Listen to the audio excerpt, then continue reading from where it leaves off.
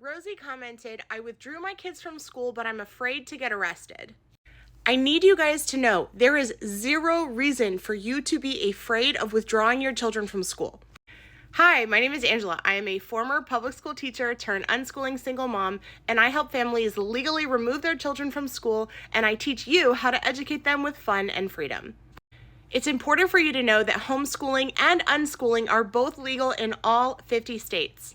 There is no reason why you should be afraid of getting arrested because you're not doing anything wrong. But the way that you remove your children from school matters. And so that's why I recommend before you withdraw them from school, check out the hslda.org website. But the end of your comment had me a little bit curious. You said, look up diplomat middle school teacher arrested for SA students. I'm curious.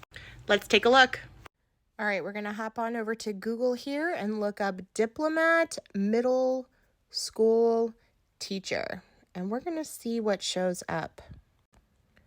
All right, and bam, the first option to pop up here says diplomat middle school teacher faces additional sex crime charges. Let's see what they have to say. Diplomat middle school teacher faces additional sex crime charges. This was diplomat middle school teacher. His name was Joseph Reynolds, accused of sending explicit pictures to a young girl, was arrested and faces 5 new felony charges.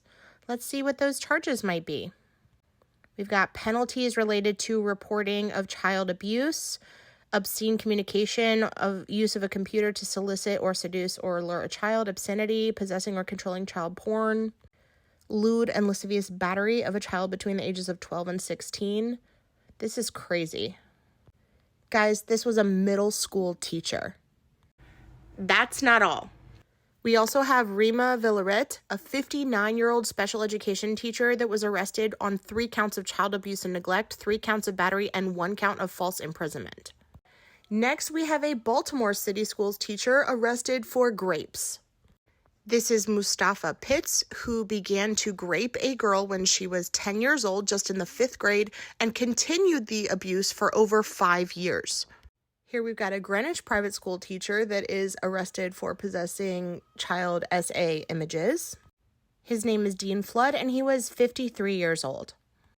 Next, we have a high school coach who actually described teaching as his dream job. He was arrested for sexual misconduct with a handful of students, pun intended. Eric Berth was a Minnesota gym teacher who had sexual relationships with 3 students that they know of. But it's not just the gym teachers. Here we've got a band director arrested for taking inappropriate photos of students. The details of this one are insane, so you should go look them up and read them on your own if you dare.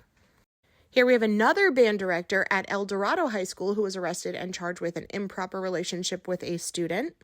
And even though he was arrested, Carl Ortega was still being shown on the school's website as the head band teacher. But it's not just the male teachers that we have to be on the lookout for. Here we have Rachel Whiteside, a 34-year-old softball coach who's arrested for also sexually abusing former students. And here we have Amy DeVideo, who is a former Garfield Middle School teacher who was arrested for sexually assaulting students between the ages of 13 and 17.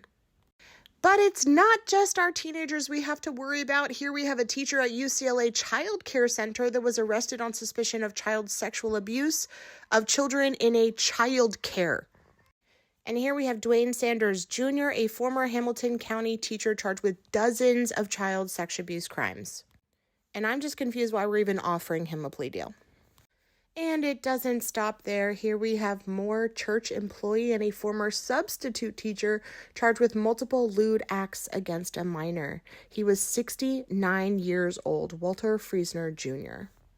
And he assaulted minors while working in a kitchen at a church. Here we have a former Michigan teacher, Elijah Daniel, age 26 years old, who was charged for taking inappropriate photos of students.